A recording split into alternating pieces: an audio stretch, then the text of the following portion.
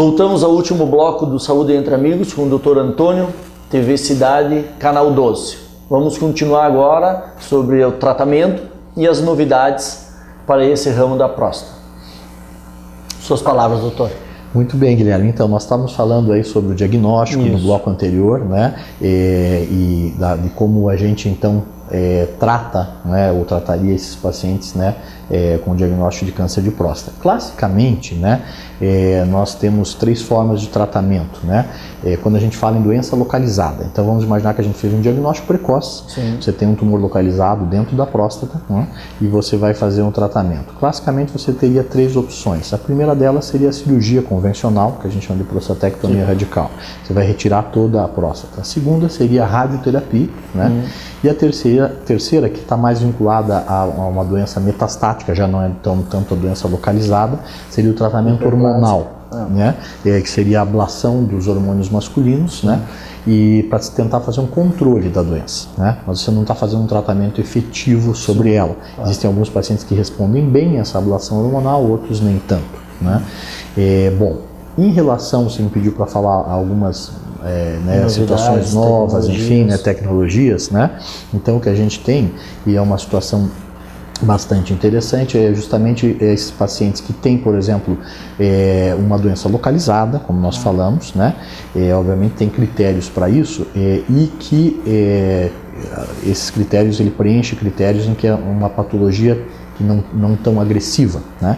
Então nós temos a possibilidade hoje de tratamentos alternativos a, por exemplo, uma cirurgia convencional, né? E qual é o problema da cirurgia, Guilherme? A cirurgia tem basicamente 2 grandes riscos. O principal, um deles é a incontinência urinária, o fato de o indivíduo ficar perdendo a urina após a cirurgia, e o outro é a impotência sexual. Então são 2 temores muito grandes do paciente, sem dúvida. Que afasta bastante Justamente. Conversas paralelas sempre acaba acontecendo. Sem dúvida, né? Vem se procurando desenvolver terapias menos agressivas, efetivas também, né? Sim. Mas menos agressivas, que sejam capazes, né, de você tratar o tumor, né, sem, por exemplo, lesar essas estruturas nervosas e do esfíncter e causar impotência, incontinência, né? Sim. Então um tratamento que hoje em dia se comenta bastante, que está sendo bastante utilizado, nós temos alguns pacientes também que já realizaram esse tratamento, é um tratamento aqui baseado... no Brasil, já existe aqui no Brasil. Isso, existe aqui no Brasil, existem 2 centros de tratamento, um deles em São Paulo, no Hospital AC Camargo, e outro em Curitiba, no Hospital Nossa Senhora das Graças, onde nós encaminhamos os pacientes para lá, fazemos até o acompanhamento deles, né? E esse tratamento é baseado, Guilherme, num ultrassom de alta frequência, né? Que é através de um probe transretal, né? E esse ultrassom, então, vai promover por aumento da temperatura na próstata, né? A que a gente chama necrose coagulativa da próstata e a ablação do tumor, né? E com isso ele tem uma possibilidade de fazer um tratamento adequado, né, para a sua patologia, com um índice, né, de complicações, né, quando a gente compara grandes séries aí, inferiores, complicações tanto de incontinência como de impotência, sem ele ser submetido, por exemplo, a uma cirurgia. Pois é. Né? E a estatística de redução e do resultado, não podemos dizer hoje em dia 100%, mas você consegue claro resolver essa situação? Sem dúvida, você tem que ter uma boa indicação, então você tem uma seleção do paciente, ele tem que preencher critérios para ele poder ser enquadrado nesse tipo de tratamento, né? E aí, a partir dele ter, então, ser selecionado para isso, uma doença de baixo risco, médio risco, entendeu? Ele pode submeter a isso e com índices bastante favoráveis, Guilherme, né? Que bom. Tudo em medicina tem que passar pelo crivo do tempo, a gente sabe disso, né? Essa nova técnica. Exato, com essa nova técnica. Vir para cá é complicado? Como está o acesso para você conseguir trazer para nossa região? Atualmente, né, a gente tem esse centro em Curitiba, como a gente comentou, né, que nós facilita bastante, perto, é próximo, né? Então, obviamente é um equipamento, né, que tem um custo elevado. Então, atualmente a gente né, tem esse encaminhamento, mas é uma possibilidade a gente colocar isso, né? Obviamente, como a gente falou, são casos selecionados, né? Tudo em medicina é assim, né? Não existe nenhuma generalização. Não. Né? É a mesma cirurgia, só que feita por via laparoscópica, mas por robô assistida. Então você tem uma tecnologia que lhe auxilia, né, na realização do mesmo procedimento, mas provavelmente agredindo menos ao paciente, né? Então trazendo menos efeitos colaterais, enfim. E essa tecnologia também é baseada nisso, né? Existem, por exemplo, pacientes que não têm condição cirúrgica, né? Sistêmico não ajuda. Justamente, então eles podem ser submetidos a um tratamento, né?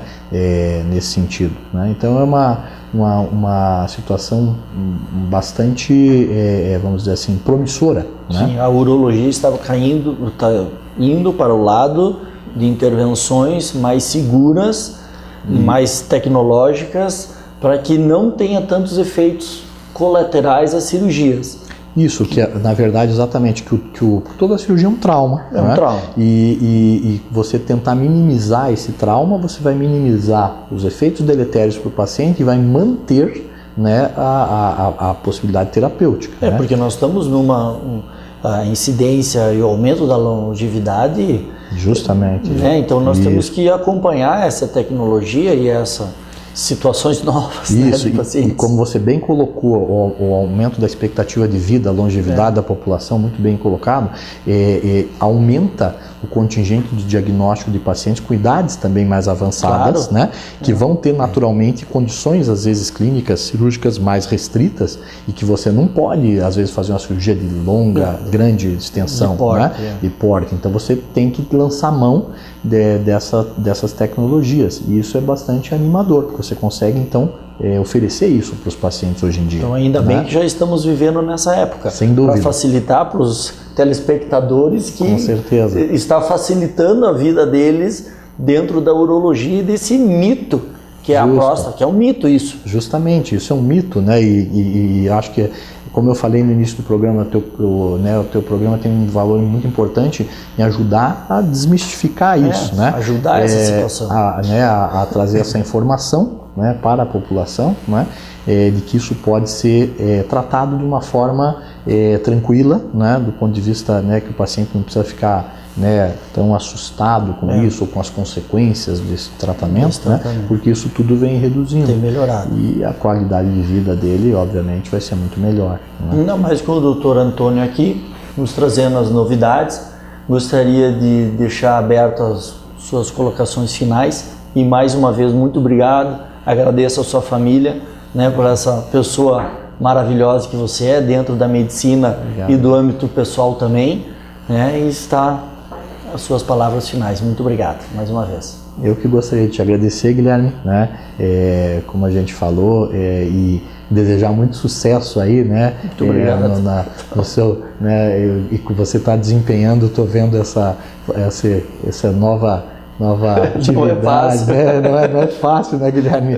E de uma forma muito surpreende. Eu ia dizer se você fez jornalismo aí antes de porque eu acho que traz a informação de uma forma muito tranquila, né? E conduz uma conversa, como você falou, saúde entre amigos. Né? Essa eu é a acho ideia. que essa é a ideia. Eu acho que é muito feliz, né, essa tua ideia. Obrigado. Né? E eu acho que desejar sucesso para o Dr. Guilherme Omizolo é uma redundância. Porque, né? Obrigado. Estamos entre amigos, né, Guilherme? Obrigado, amigo. Um abraço. Então mesmo. Finalizamos então mais esse programa, Saúde entre Amigos, no canal 12 TV Cidade. Um abraço.